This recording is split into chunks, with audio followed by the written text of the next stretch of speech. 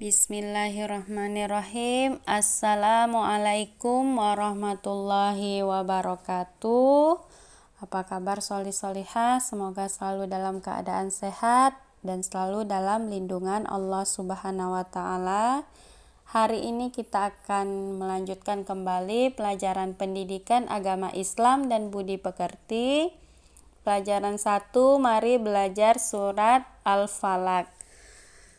Minggu lalu kita sudah mempelajari cara membaca surat Al-Falaq dan Ananda sudah menuliskan ayat dari surat Al-Falaq.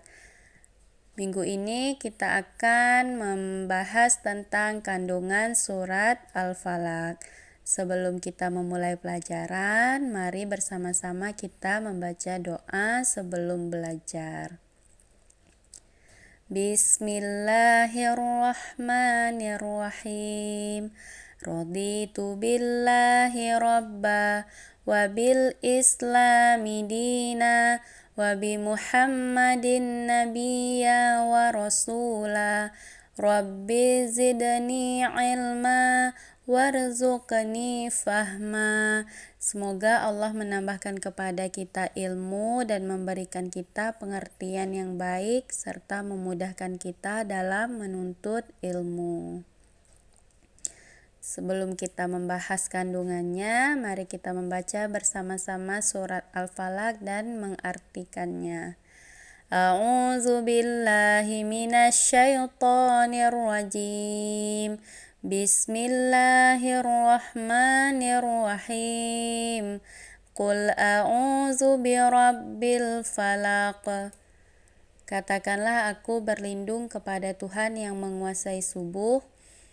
Min syarri ma khalaq. Dari kejahatan makhluknya. Wa min syarri ghasiqin idza waqab. Dari kejahatan malam apabila telah gelap gulita. Wa min syarrin naffasati fil uqad. Dan dari kejahatan wanita-wanita tukang sihir yang menghembuskan pada buhul-buhul. Wa min syarri hasidin idza hasad.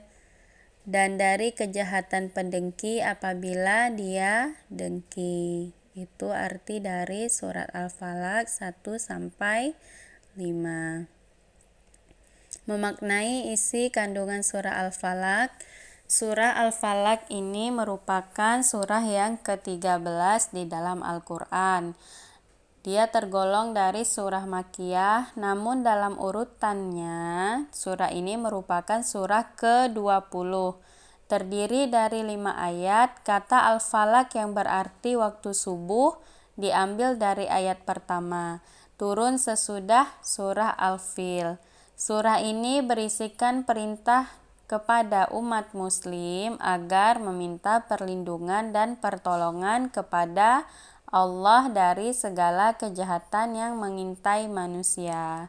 Sebab turunnya surah ini adalah ketika Nabi Muhammad SAW disihir oleh seorang Yahudi yang bernama Labid bin Al-A'sam dari Madinah. Allah Subhanahu wa Ta'ala kemudian menurunkan mu'awizatain, artinya 2 perlindungan, yaitu surah Al-Falaq dan An-Nas.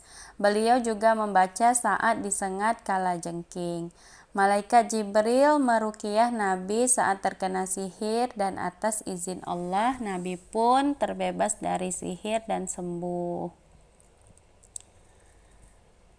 Adapun isi kandungan kelima ayat surah Al-Falaq adalah sebagai berikut. Ayat pertama yang dimaksud dengan Rabbil Falaq adalah Allah Subhanahu wa Ta'ala. Kata falak berasal dari kata falaqo yang berarti membelah atau memisah.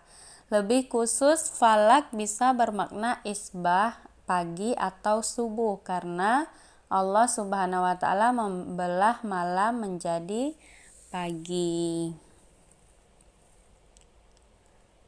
Ayat kedua menjelaskan seluruh makhluk yang Allah ciptakan, baik manusia, jin, setan, hewan, dan benda-benda mati yang dapat menimbulkan bahaya dan dari kejelekan seluruh makhluk.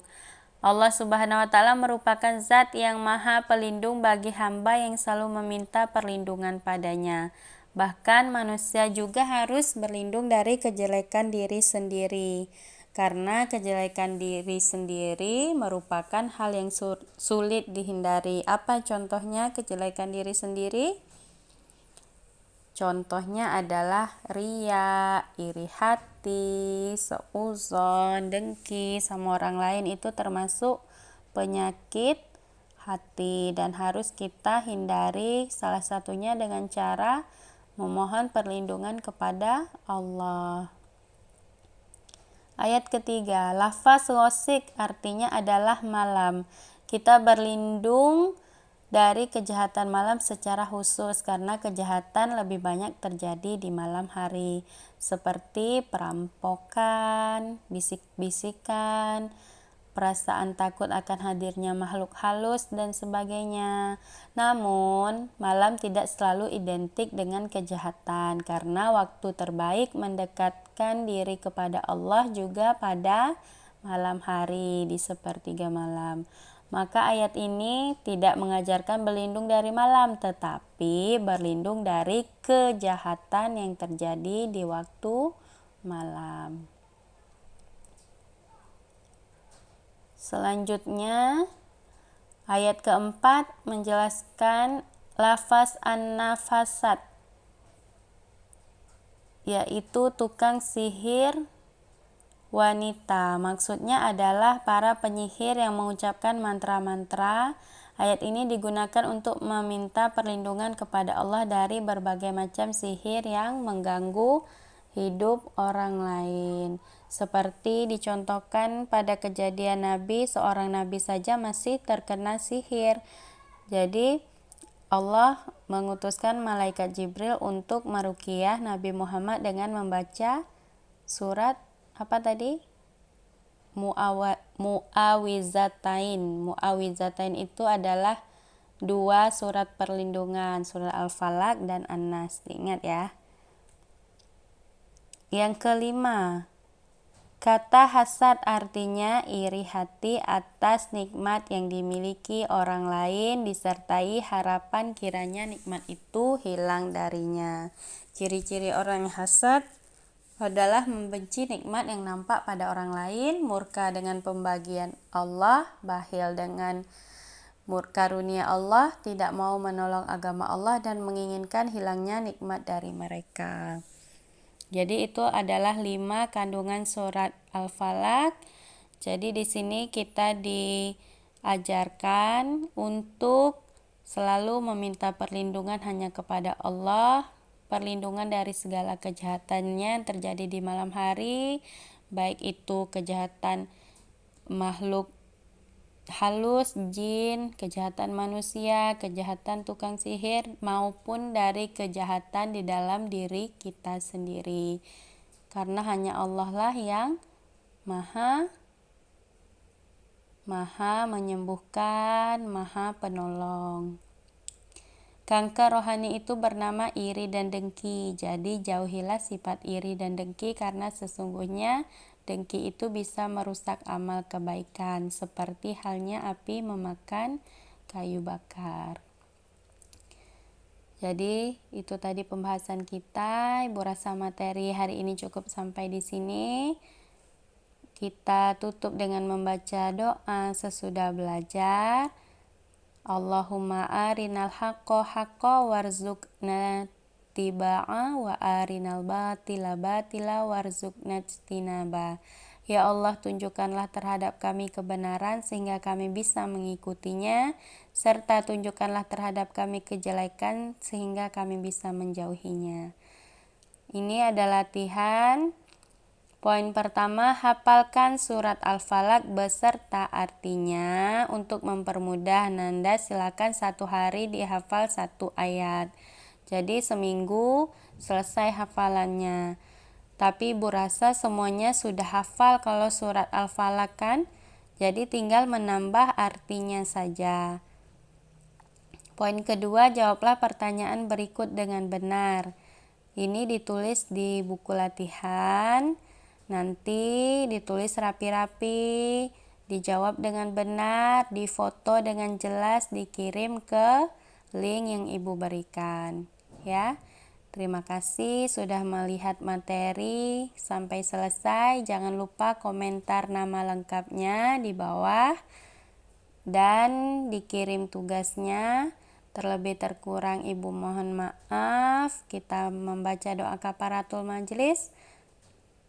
Subhanakallah wa bihamdika asyhadu alla ilaha illa anta astaghfiruka wa atubu ilaik, dan mengucapkan hamdalah alhamdulillahirabbil alamin. Assalamualaikum warahmatullahi wabarakatuh.